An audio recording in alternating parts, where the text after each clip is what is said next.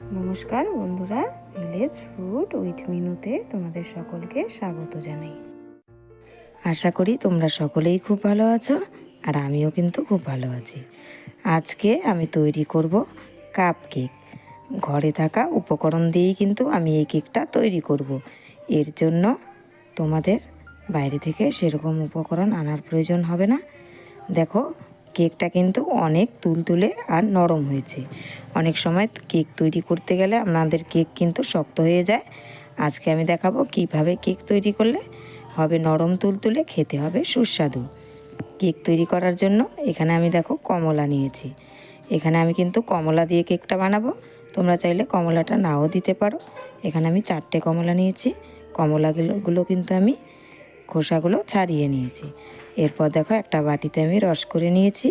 রসটা কিন্তু আমি ছাঁকনার সাহায্যে ভালো করে ছেঁকে নিয়েছি। তারপর এখানে দিয়ে দিলাম 3টে ডিম আর দিয়ে দিলাম সামান্য পরিমাণ লবণ। এবার ভালো করে এগুলোকে আমি ফেটিয়ে নেব। আর কেক তৈরির এই ব্যাটারটা যত ভালো করে ফেটানো যাবে তত কিন্তু কেকটা ভালো হবে। তারপর আমি এখানে 3 চামচের মতো সাদা তেল দিয়ে দিলাম, আর দিয়ে দেবো আমি চিনির গুঁড়ো। চিনিটা কিন্তু মিক্সিতে আমি আগে থেকেই গুঁড়ো করে রেখেছিলাম। এবার আমি সব কিছুকে ভালো করে আবারও মিক্সড করে নেব। এভাবে যত ভালো করে মিক্সড করব কেকটা কিন্তু ততই ভালো হবে, না হলে কিন্তু দানা দানা থেকে যাবে, কেকটা একদমই ভালো হবে না। এভাবে আস্তে আস্তে ভালো করে মেশাতে হবে। এবার আমি দিয়ে দেব পরিমাণ মতো ময়দা। ময়দাটা দিয়েও কিন্তু খুব ভালোভাবে মিক্সড করতে হবে। তোমাদের বাড়িতে যদি হ্যান্ড ব্লেন্ডার থাকে তাহলে কিন্তু হ্যান্ড ব্লেন্ডার দিয়ে করতে পারো। এই ব্যাটারটা খুবই ভালো হয়। আমি কিন্তু এটার সাহায্যেই করছি। দেখো, ব্যাটারটা আমার তৈরি হয়ে গেছে। এরপর এতে দিয়ে দিলাম একটা 10 টাকা দামের ইনো।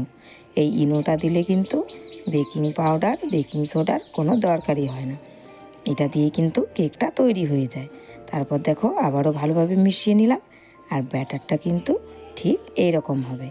দেখো ব্যাটারটা কি সুন্দর হয়েছে, খুব ভালোভাবে কিন্তু মিশে গেছে। যাতে দানা দানা না থাকে সেদিকে কিন্তু লক্ষ্য রাখতে হবে।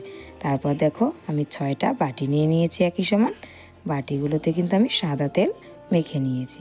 এবার আমি ব্যাটারটাও এই বাটিগুলোতে দিয়ে রেখেছি। আর এখানে কিন্তু আমি অর্ধেক বাটির কম পরিমাণ ব্যাটার দিয়েছি, সবগুলোতে সমান করে। একদমই বাটি ভর্তি করে দেওয়া যাবে না, কারণ কেকটা ফুলে কিন্তু অনেকটাই বড় হবে। তারপর একটা প্রেসার কুকারে আমি লবণ দিয়ে রেখেছিলাম। লবণটা কিন্তু গরম হয়ে গেছে। এবার বাটিগুলো বসিয়ে প্রেসার কুকারের ঢাকনাটা কিন্তু আমি ঢেকে দিলাম। আর উপর থেকে কিন্তু প্রেসার কুকারের ছিপিটা একদমই লাগানো যাবে না। তারপর দেখো ঢাকনাটা খুলে নিয়েছি। দেখো কেকগুলো আমার কতটা ফুলে উঠেছে। কেকটা কিন্তু আমার বোধহয় হয়েই গেছে। এবার দেখো একটা কাঠির সাহায্যে আমি দেখে নেব যে কেকগুলো আমার হয়েছে কিনা। কাঠিটাতে কিন্তু কোনো ব্যাটারি লাগেনি, কেকগুলো কিন্তু আমার হয়ে গেছে। দেখো আমি কেকগুলো নামিয়ে নিয়েছি।